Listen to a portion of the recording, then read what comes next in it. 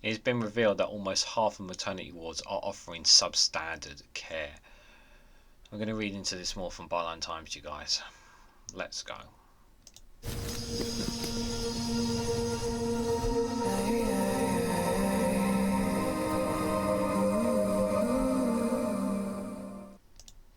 Good morning, good afternoon, good evening, wherever you are in the world. This is REGANELITE here with an article from Byline Times with a headline that is revealed that almost half maternity wards are offering substandard care. Mothers of babies are being put at risk due to severe staff shortages, the official watchdog had found. Now, I don't need to remind you guys of the difficulties that the National Healthcare Service is already under, and I'm sure you guys are already aware of that. There are many departments that are struggling right now, many different departments all over the National Healthcare Service, and because of the austerity that's been imposed of it, because of trying to recover from coronavirus, one of the bigger impacts on the National Healthcare Service has also been Brexit. And for those who don't understand how Brexit has impacted the NHS, let me explain. So, the National Healthcare Service relies on many foreign workers. We've always had workers from Europe who have worked as part of our National Healthcare Service, and we've always been grateful for them and their contributions to it. And those who are still in the National Healthcare Service to this day that are working to it, we thank you for contributing to it. And that's not to take away anything from our own workers who work relentlessly for that. But unfortunately, because we left the EU and left the single market in particular, we've made it more difficult for ourselves to recruit doctors and nurses for the National Healthcare Service. And over time, what has happened is that many of those doctors and nurses who worked for the National Healthcare Service have gone back to their home countries and are unable to come back because of the new rules and regulations that we are now under. And what has this caused has compounded the staff shortages that is occurring in the NHS. And at the moment, there seems to be a recruitment drive to try and prop up both from here and from outside the EU, non-EU, so such as India, for example, I believe. But it's still nowhere near the levels that it needs to be, and due to the austerity and cuts and the changes that the NHS has been under, every single department has suffered, and maternity wards. It's really important that mothers are well looked after during that time, and they have the sufficient care that they need, because there is also always that possibility that when a mother is in the procedure of having the baby, there is a possibility they can die from it. There is that possibility, and they go through unbelievable, extraordinary pain that no man will ever feel in their lives. It is an unbearable amount of pain that they feel to produce, to breathe life into this world. And it's very important that they have the care they need both before, during, and after the pregnancy. And maternity wards are vital components of healthcare, and not having enough staff for them could have serious consequences for mothers, and just as much for children. So, almost half of all of England's maternity units are offering substandard care, making it one of the worst performing acute medical services in the NHS, Byline Times analysis has found. The analysis, based on inspections of England's hospitals by the Care Quality Commission, found that 85 of 172 inspected maternity services in England received a rating of inadequate, 18, or require improvement, 67, at their latest inspection. Some 65% of maternity wards were given subpar ratings for patient safety, one of several metrics looking at by CQC. The figures were a sharp rise on even the year before, that seemed to reflect the growing concern over a crisis in the NHS care.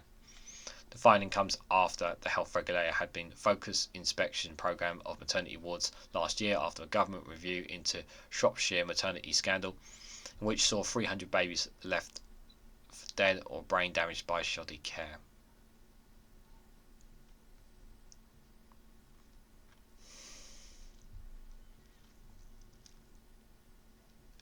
shouldn't have happened. In one unit at Gloucestershire Royal Hospital, there were shortages of midwives. Not all medical practices were safe, which potentially placed women at risk of harm, and several instances were not being investigated. A report found a backlog of 215 patient safety incidents had not yet been looked into as of March this year. The CQC was previously forced to look into the unit last year to the most recent reports after a high number of serious incidents associated with adverse outcomes for mothers and babies. An NHS spokesperson for the hospital's NHS Trust stressed that its patient safety backlog had now been largely addressed and that the hospital had made major improvements since the inspection. In a statement at the time of the inspection, its chief executive said they were determined that this report will provide further momentum and impetus to address the issues identified and are working harder than ever to engage and involve our families and frontline colleagues in finding solutions to our challenges. Other hospitals had only 8% of staff who had done certain core training and a lack of facilities that had endangered patients or were losing as many as FTE staff a month, leaving maternity centres unable to open. Marina Caulfield, the Minister for Women's Health Strategy, told Byline Times that maternity care is one of the most utmost importance to this government and stressed that they have invested £165 million a year since 2021 to grow the maternity workforce and improve neonatal service. Every patient must be able to have the confidence in the care that they receive when giving birth, and we are working incredibly hard to improve maternity services, focusing on recruitment, training and the retention of midwives, she added. But we know there is more to do, and I welcome the Care Quality Commission commitment to monitor NHS trusts that are not providing adequate care to make sure improvements are made as quickly as possible. To do this, we have created a maternity safety support programme dedicated to providing hands-on support to ensure trusts improve. It is already supporting 32 services aimed at helping trusts achieve a higher rating and provide a better, safer service. But it doesn't address the main issue, and that is the lack of employees. Like, that's all well and good with a programme, but if you don't have the staff, how can you improve the service? CQC Deputy Chief Executive Kate Terry said that the regulators was yet to see the progress needed to address the safety defects in maternity care. Safe, high quality maternity care is for all is not an ambitious and unrealistic goal. It should be the bare minimum expectation for women and babies, and what staff working in maternity service across the country want to provide, she added. It is not acceptable that maternity safety is still so far from what it needs to be. As a healthcare system, we need to do better for women and for babies. The main crux of the issue is that there's a lack of staff, and it's all well and good this maternity safety support programme to help mediate the issue, but the core crux of the issue is the lack of staff. And if you don't have the staff, excuse me, you're not going to be able to have a functioning maternity care.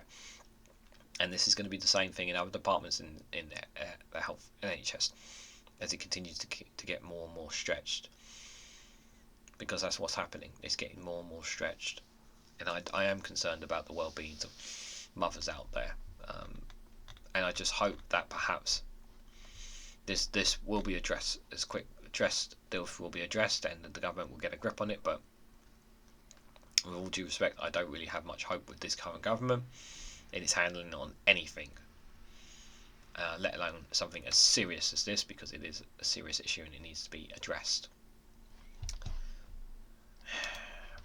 So what do you guys think? Do you just believe it is simply a case of down to doctors and nurses, not enough people working in maternity care? Is it really just down to that? Do you honestly believe that perhaps maybe it's other factors? Perhaps they have just not been working hard enough. Maybe it's the inequalities. It could be all sorts of reasons. What do you guys honestly think? Let me know in the comment section down below what you make of it.